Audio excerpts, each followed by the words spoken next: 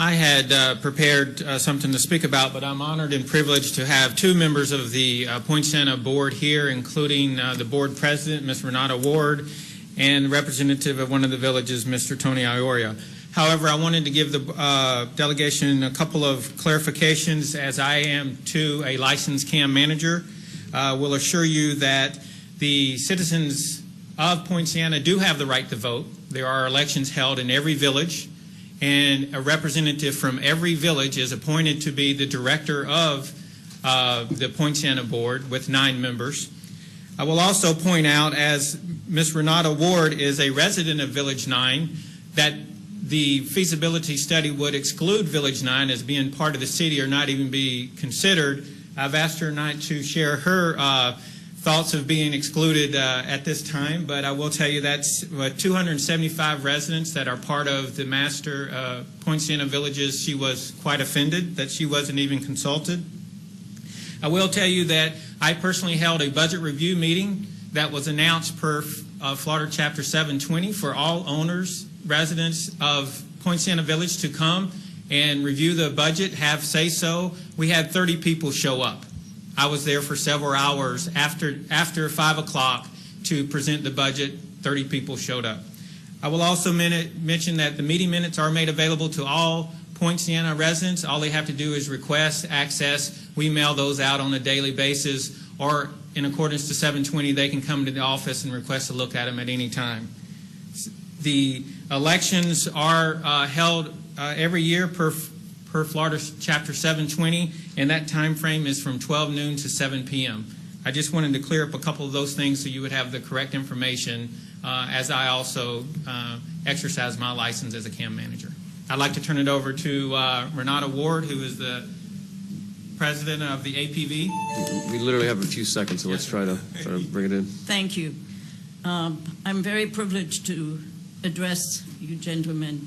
And the only thing I wanted to add, I had a presentation here that I wanted to read, and I'm going to give it up now because most everything has already been said.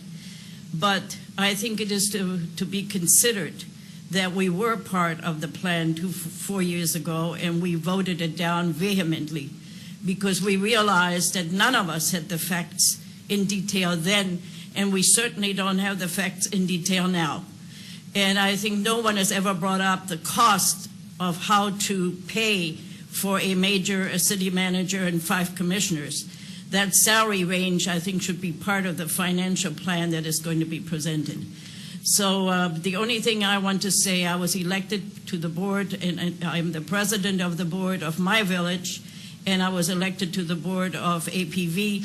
I'm proud to be that president. I see many wonderful improvements since we have hired the new management company, and we see Poinciana going in the right direction. Incorporation is not necessary. Thank you. Thank you. Good evening. I have 2 seconds. I apologize again. Just tagging along with Danny, but I just wanted to state that we went through this in 2009. It divided the community. All we ask on our part is, I mean, there were a number of things and accusations thrown at the developers. I thought Mr. Goldmacher covered a lot of those points as far as how the votes work. We have no vote in the APV residential portions. That is all handled through by the residents. We have to vote with the residents. Very plain and simple. So again, it is a resident board, but there's great things happening right now. We're coming off a tremendous deep depression. You go down there now, find out how many homes are actually being built outside of, say, Solavita right now. I mean, if anybody could tell me, there's probably none being built right now. Again, it's a very, very slow process to come out of. It's a deep depression. Timing is not the time to do an incorporation right now. And all I ask is that and again, you do want the residents to understand they need to look at something that does have credibility to it, a study that has credence.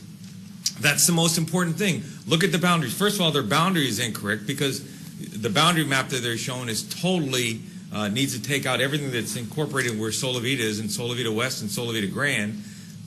So the map is totally bogus that's been incorporated in this study.